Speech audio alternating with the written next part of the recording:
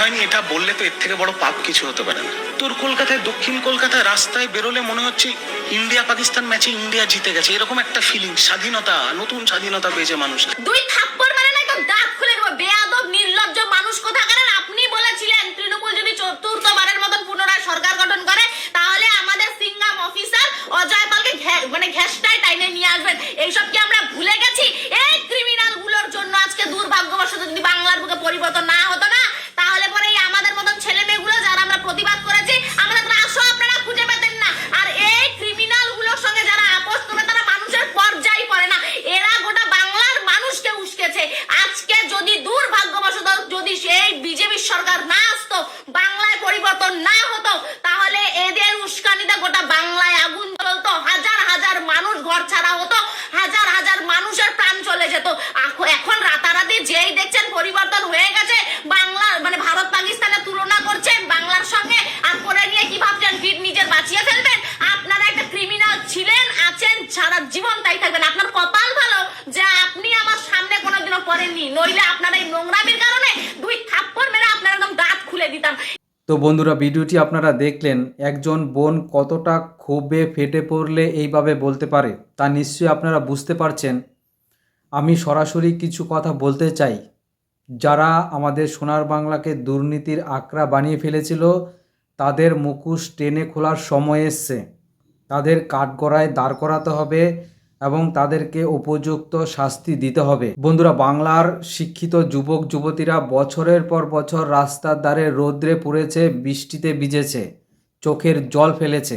তারা কি চেয়েছিল? তারা চেয়েছিল শুধুমাত্র একটা যোগ্য চাকরি, কিন্তু সেই চাকরিগুলো বিক্রি হয়েছে, তৃণমূল নেতাদের পকেট ভরেছে।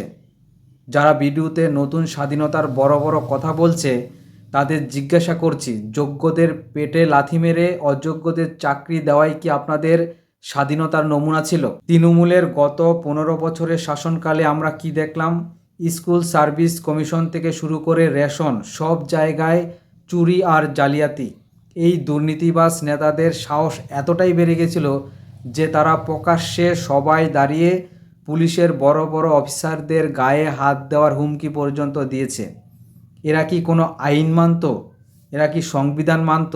না বন্ধুরা, এরা শুধু ক্ষমতার দাপটটাই বুঝত। ভারতের আইন কানুন এরা কোনো সময় মানত না। এরা ভাবত এরা যা করছে সেটাই আইন। আজ যখন বিজেপি পাহাড় সমান দুর্নীতির বিরুদ্ধে লড়াই করছে, তখন এই চোর সিন্ডিকেটদের মধ্যে আতঙ্ক তৈরি হয়েছে। এই প্রতিবাদী টম্পা একদম ঠিক কথা বলেছেন।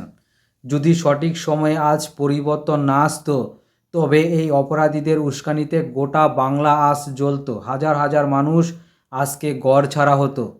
আজ সময় এসছে এই নৈরাজ্য ও সিন্ডিকেটদের অবসান ঘটানোর।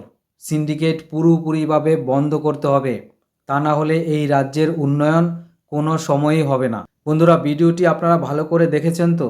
এই প্রতিবাদী বোনটির কথাগুলো আপনার আমার সবার ঘরের কথা। আমরা কি চাই? আমরা স্বচ্ছ একটি বাংলা চাই। আমরা চাই যেখানে মেধা অনুযায়ী চাকরি হবে। যদি আপনিও এই বোনের মতন ওই চোরদের শাস্তি চান, তবে আজ আপনাকে আওয়াজ তুলতে হবে। চুপ করে থাকা যাবে না। চুপ করে বসে থাকলে ওরা আমাদের ভবিষ্যৎকে গিলে খাবে। তাই বলছি, চুপ করে থাকা যাবে না, প্রতিবাদ করতে হবে। যেখানে অন্যায় দেখবেন সেখানে প্রতিবাদ করতে হবে। মনে রাখবেন বন্ধুরা, সত্য কথা বলতে কোনো ভয় নেই। আমরা সাধারণ মানুষ যদি এক হই, তবে এই অমানুষদের বিনাশ শুধুমাত্র সময়ের অপেক্ষা। বন্ধুরা, রাজ্যে বিজেপি ক্ষমতায় এসছে, নতুন সরকার গঠন হচ্ছে। এই সমস্ত দুর্নীতিবাজদের উপযুক্ত শাস্তি আমরা চাই। যারা অসহায় মানুষদের টাকা লুট করেছে, টাকা খেয়েছে, তাদের উপযুক্ত শাস্তি আমরা চাই। কোনো রকম অন্যায়মূলক কাজ যাতে এই পশ্চিমবঙ্গে না ঘটে তার গ্যারান্টি আমাদেরকে দিতে হবে। যারা অতীতে অন্যায়মূলক কাজ করেছে তাদেরকে কঠোর থেকে কঠোরতম শাস্তি দিতে হবে, যাতে ভবিষ্যতে এরকম ঘটনা না ঘটে। তার জন্য উপযুক্ত শাস্তি অবশ্যই তাদেরকে দিতে হবে। তো বন্ধুরা, এই কথা বলে আজকের ভিডিওটি শেষ করছি। যদি ভিডিওটি ভালো লেগে থাকে অবশ্যই একটি লাইক দেবেন, চ্যানেলটিকে সাবস্ক্রাইব করে সঙ্গে থাকবেন, আর ভিডিওটি প্রচুর পরিমাণে শেয়ার করবেন। আর কমেন্টে লিখবেন আপনি এই চোর সিন্ডিকেটদের শাস্তি চান কি চান না। অবশ্যই এটি কমেন্টে লিখবেন। আপনার মতামতটি অবশ্যই দরকার। দেখা হবে পরের ভিডিওতে। জয় হিন্দ, জয় ভারত।